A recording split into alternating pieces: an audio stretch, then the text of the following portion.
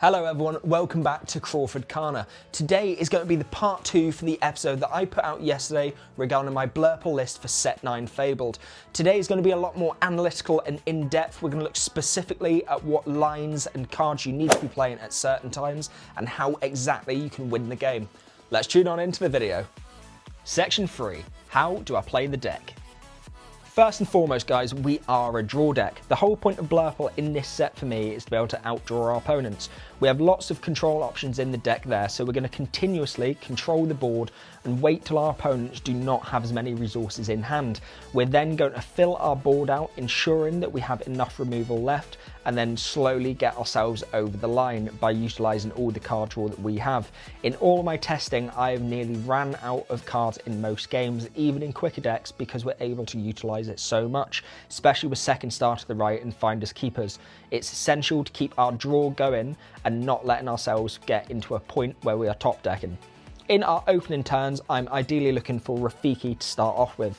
I think Rafiki is a lot better than Royal Guard in the early game because he's got Challenger 3. Royal Guard only gets the additional Challenger if you draw.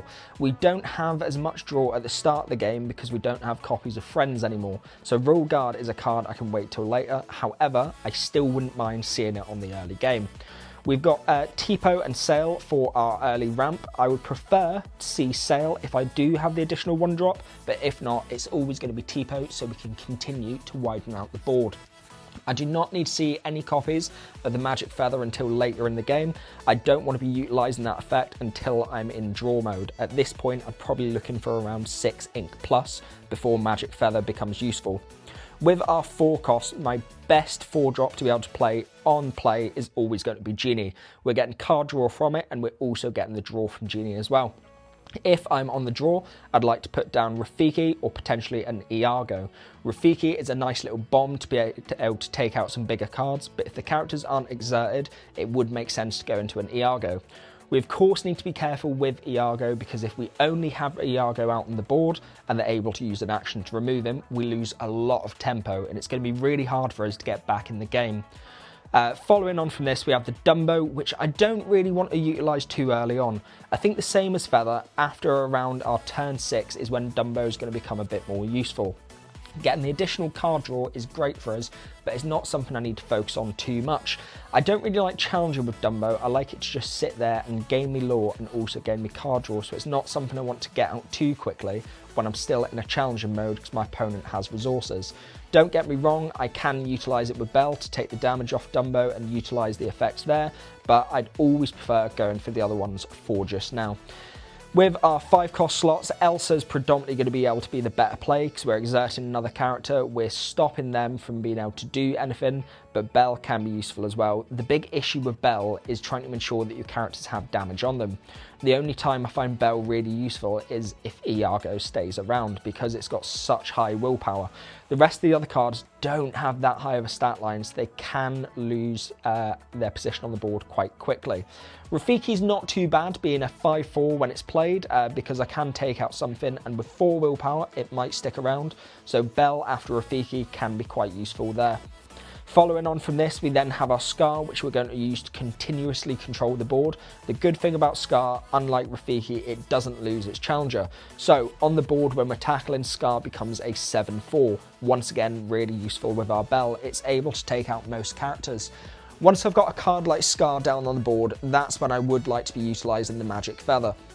Being able to give Scar evasive and challenge into bigger evasive threats, for example a Maui Half Shark, is really great for us.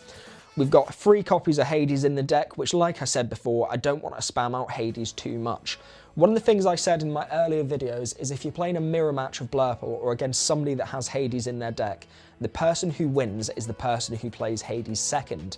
By playing him out to begin with, you've got less removal, but the other big issue with using Hades is you're also giving your opponents more ink. And even with decks like Purple Steel, when they have a lot of ink and they start spamming down docks, it can put you in quite a lot of trouble. We want them to be top decking and playing out 1 character at a time. If they can play out 3 or 4 characters because they've went dock into dock, or maybe they've got card draw off a Rafiki or Diablo that's died, it puts us in a bit of trouble because we don't have ping removal in the deck, so to speak, apart from Into the Unknown.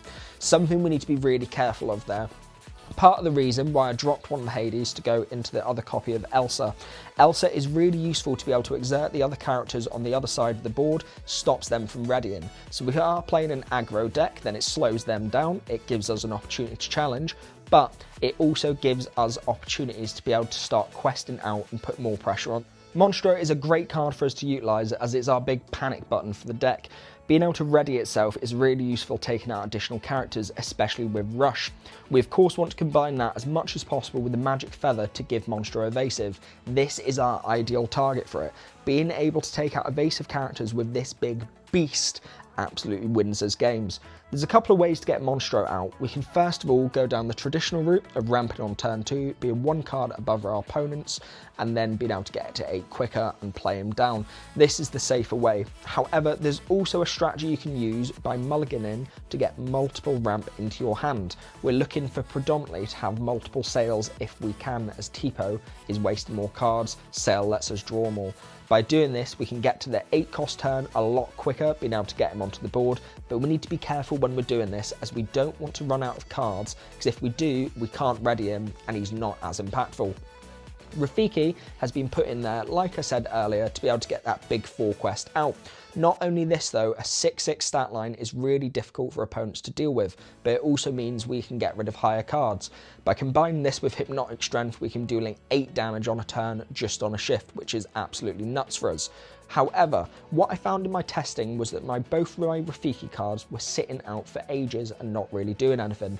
Rafiki Shaman Duelist loses its Challenger ability after it's played, so it's not as useful. Sometimes opponents get scared of him and want to take him out straight away, but other times they realise it's only a 1/4 stat line and don't see as much value on him. Baby Rafiki, I often leave non-exerted. I never want to quest with him. He's there only to do a bit of challenging. So a lot of time, opponents will also not waste resources on him as well because he's a 1 cost. If we can have those cards sitting there for a long period of time, it means we've got the easy shift line. Don't get me wrong, it's a one of in the deck, so if you don't see it, you don't see it. And if you see it early, feel free to just get rid of it with a Tipo. But if you draw into it in the late game, it can be just what you need to get yourself over the line. Hypnotic Strength, most of the time we can definitely stick into our Inkwell. It's not that useful as a card. If we know the opponent is playing purple, we expect a couple of Iagos, it's always good to hold on to them. If you don't think you're going to be able to get over some of the cards in the deck, hold on to it. The draw on it is really nice, but most of the time it's just an inkable card that we don't need to focus on. Hence why I said I think it can go down to a 2. I wouldn't say get rid of all of them, but if it's one of the cards where you think it's either this or that, probably ink that one. Sail, like I said, we definitely want to be getting that at the start, but Finders Keepers is where the skill gap comes on Blurple, guys. Finders Keepers is the best card in your deck because of the amount of draw that comes from it. Being able to draw 3 cards is huge to get us back in the game, and when we've got other cards now, like Second Star to the right, it means we're drawing so many. Please, please, please be careful when to use this though, because you do not want to waste your turn. I only ever use Finders Keepers if I have a decent board state. If I've only got 1 character on the board, it's probably not the time to use it because we want to put more pressure on our opponents. Don't get me wrong, if your opponent hasn't done anything impactful on their turn, that often signals it's the time to use it. Sometimes it's better to set yourself up in the long run to be able to play the rest of the game instead of just forcing a character out which won't have an impact. Into the Unknown, I try not to use too much unless I desperately need to. The main reason is because I don't want to give the opponent ramp. If they suddenly out-ramp us, our deck just isn't going to be working, because the whole point of us is to ramp more than them, and then utilise our card draw. Into the Unknown should be solely saved for cards which are difficult to get rid of, like Maui Shark or Tiana, or other cards which are going to cause us a huge problem. Once again, a lot of the time this can be inked, as we can also rely on our Hades in the later game. Being the effect that the opponent's card has to be exerted to be able to utilise it can be a bit of a pain in the backside for us, but it's fine, it's an additional resource which in this meta we have to utilise. Second Star to the right, if I can get away with not hardcasting it, because 10 is a lot even for us, I definitely will. Predominantly for me, I'm looking to merge either a Scar and a Iago, or a Scar and a Rafiki, or even using multiple cards by including the 1 cost. Being able to get 5 cards in one single turn really turns things around. I was playing a game last week with this, and I thought to myself, I've got no chance of staying in the game because I completely missed ramp. However, even though my opponent was beating me, they'd played all their resources out onto the board, I was gradually getting cards out like Rafiki, Royal Guard and Iago, so doing lots of challenging.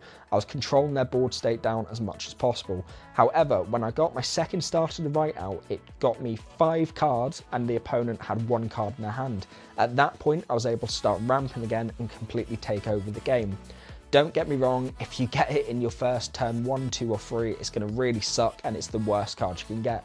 But when you pull this later on the game, if you have the characters able to utilise it, it can definitely win you the game and something you should be very excited to draw into. Like I said with the Magic Feather before as well, ideally we want to hit it on Monstro, but other cards like Big Rafiki, Hades, Scar or even Elsa are going to be great for it. Alongside this, it doesn't hurt to get it out early on onto one of your characters so you can get down Dumbo and utilise the card draw effect constantly. With Dumbo's effect, we could be drawing 1, 2 or 3 cards per turn, which is going to be great for us. Make sure to use it when you can, but don't forget the most important effect of Magic Feather. It's only on the single card you've equipped it to. When that character goes, it doesn't mean Feather is going to go, it's going to stay on the field. However, you can pay 3 ink to be able to return that card to your hand, Magic Feather, and then replay it onto a different card for 2. You can also do this while it's already on a card. So say for example, I've got it sitting on my Tipo, just because I wanted to get some extra effects from Dumbo. I can then take it off Tipo and then put it onto my Monstro to give that better protection. This card is very movable and something you should definitely be playing when the opportunity arises. Right, thank you very much everyone for watching to the end of the video. That is my Blurple list for the set. Of course, it's going to need a couple of tweaks here and there to make sure that it's fully at its strongest capabilities, but like I said, I'm quite happy with where it's at. If you'd like to leave in the comments any decks that you're really looking forward to playing this set, maybe it's new power line. I'm quite excited for Ruby Steel. Let me know what you're going to be playing and let's start a discussion. Looking forward to seeing the next one. Bye!